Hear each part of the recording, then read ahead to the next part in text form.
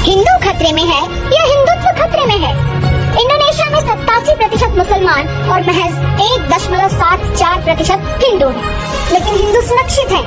Malaysia की कुल आबादी का 63% मुसलमान और 6.3% हिंदू हैं, लेकिन वहाँ हिंदुओं पर कोई खतरा नहीं है। अरब देशों का मतो धर्म ही इस्लाम है। 98% मुस्लिम है, वहाँ कोई 1% हिंदू है, लेकिन उन पर कोई खतरा नहीं है। थाईलैंड में 0.02% हिंदू आबादी है, जो खुद को राम के वंशज कहते हैं, लेकिन वहाँ के हिंदू भी खतरे में नहीं है। एक भारत ही है जहाँ 80% आबादी हिंदू है। राष्ट्रपति, प्रधानमंत्री, मुख्यमंत्री, गवर्नर सहित 98% नौकरशाह हिंदू है, लेकिन हिंदू खतरे में है। न तो हिंदू खतरे में है और न ही हिंदुत्व, बल्कि हिंदुओं की नौकरी, व्यापार, खेती किसानी, स्वास्थ्य और बच्चों का भविष्य खतरे में है। ये बड़ी अच्छी बात कही आप।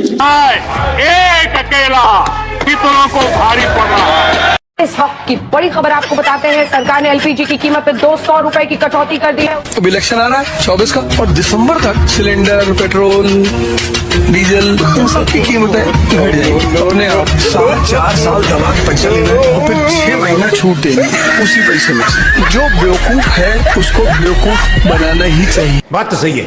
सुप्रीम कोर्ट ने अयोध्या में केवल राम मंदिर बनाने का फैसला नहीं दिया था, थोड़ी दूर पर एक मस्जिद भी बनाई जानी थी, जिसके लिए जमीन देने का आदेश हुआ था।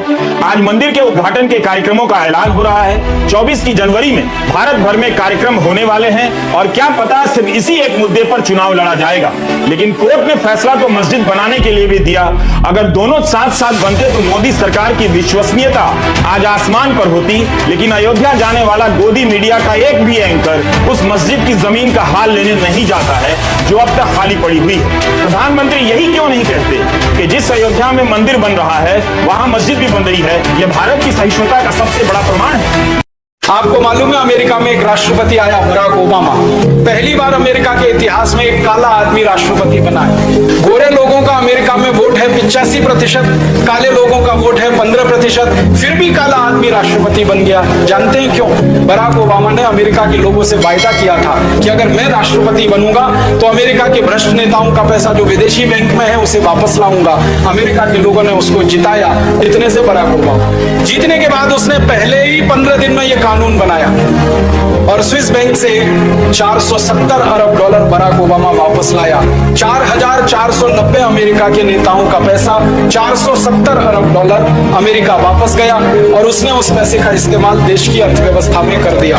अब ये काम अगर बराक ओबामा कर सकता है तो भारत क्यों नहीं कर सकता? नहीं करते, जरूर कोई ना कोई पकड़ पड़े। देखा आपने लापरवाही का नतीजा है। आजादी के बाद ऐसी हजारों पुस्तकें लिखी गईं जिनमें कहा गया कि महात्मा गांधी, पंडित जवाहरलाल नेहरू और कांग्रेस पार्टी द्वारा शुरू किए गए भारत छोड़ो आंदोलन की वजह से ही अंग्रेज भारत को आजादी देने के लिए मजबूर हो गए। लेकिन क्या आप जानते हैं कि वर्ष 1942 में जब दूसरा विश्व युद्ध निर्णायक मोड़ पर था और इस युद्ध ने ब्रिटेन को आर्थिक रूप से बर्बाद कर दिया था, तो ब्रिटेन ने इस दौरान भारत ही नहीं बल्कि दुनिया के 13 और देशों को भी आजादी दी थी। और इनमें कई देश ऐसे थे जहां आजादी को लेकर कोई बहुत बड़ा संघर्ष तक नहीं हुआ था। ये वो देश थे जहां ना तो भारत छोड़ो आंदोलन हुआ, ना वहां पर महात्मा गांधी थे, ना ही वहां पर अहिंसा को लेकर कोई बहुत बड़ा आंदोलन चल रहा था।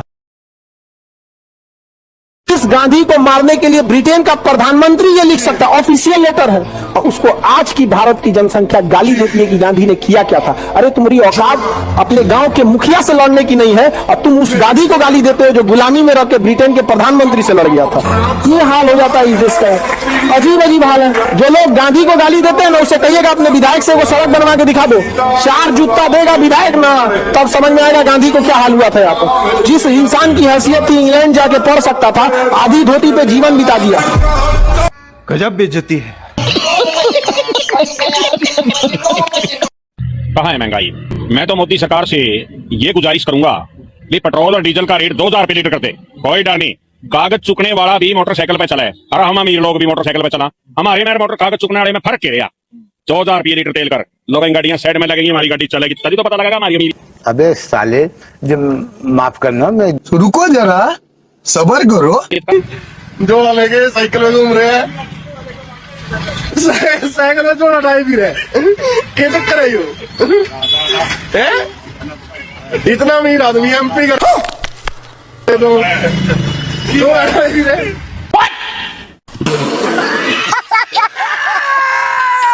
ट्रस्ट मैं लंबी गाड़ियों में नहीं घूम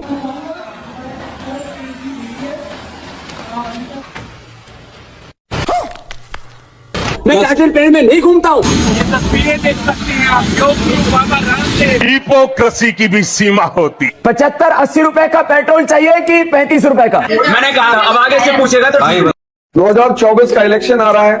इस देश की जनता बजट तो पढ़ेगी नहीं, तो जिस देश की जनता बजट नहीं पढ़ेगी उससे राजनीति आप किस मुद्दे पे करोगे? जाति के ही मुद्दे पे करोगे, धर्म के ही मुद्दे पे करोगे, क्षेत्र के ही मुद्दे पे करोगे। तो ये भारत का एक बहुत बड़ा दुर्भाग्य है कि एजुकेशन 80% के आसपास पहुंच गई, लेकिन दिमाग को जिंदा नहीं कर पाई। ये बड़ी अच्छी बात कही आप। बात तो सही है।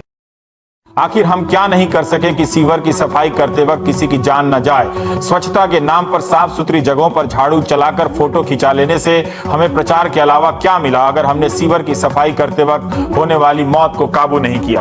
अखबार 3 चीजों के लिए पढ़े जा रहे, बिजली कटौती, उठावना और राशि पर। प्रधानमंत्री कदम ताल करते तो मीडिया उसको मार्च पास्ट बताता। कोई मूल मुद्दों की बात नहीं है, एक कैसेट बजा देते। डीजल पेट्रोल हमारे हाथ में नहीं है, रुपया अंतरराष्ट्रीय कारणों से गिर रहा है। महंगाई बेरोजगारी के लिए कांग्रेस जिम्मेदार है, बाकी सारी समस्याएं नेहरू छोड़ गए। फिर भी कोई दिक्कत हो तो पाकिस्तान चले जाओ। आजकल हमारे देश में मुफ्त की रेवड़ी बांटकर वोट बटोरने का कल्चर लाने की भरसक कोशिश हो रही है।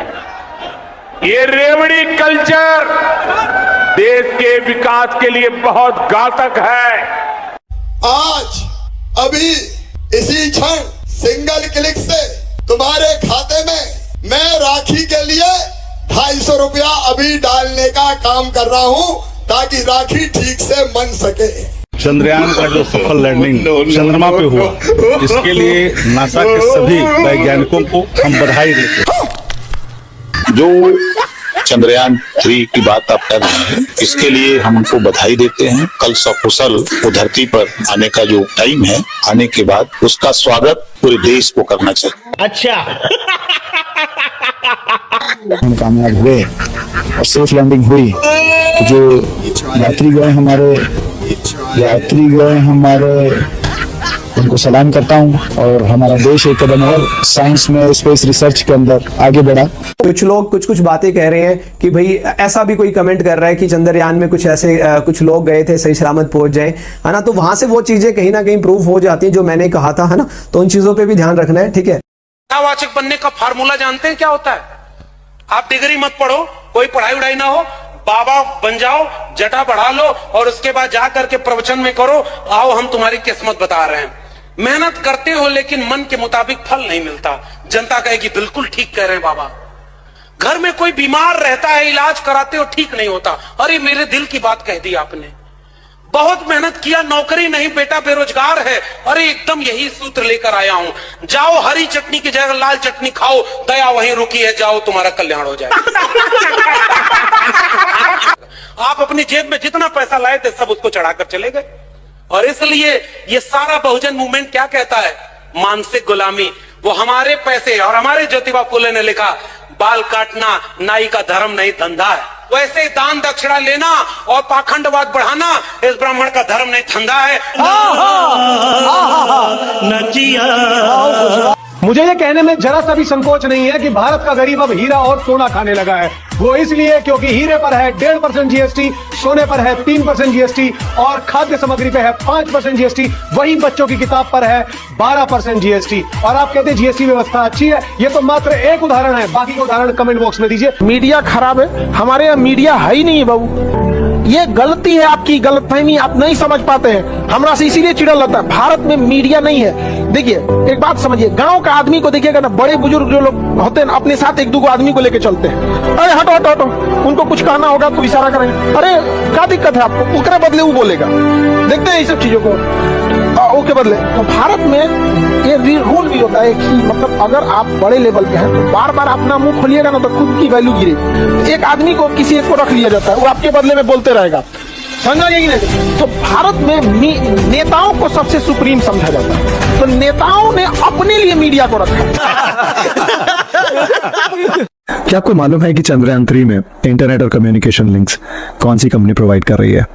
BSNL। जब तक चंद्रयान 3 काम करेगा, BSNL की सर्विसेज लेता रहेगा। जरा सोचिए कि जमीन से 3,84,400 किलोमीटर की दूरी पर चांद पर BSNL का नेटवर्क बहुत अच्छे से काम कर रहा है। लेकिन ये नेटवर्क धरती पर नहीं चलेगा।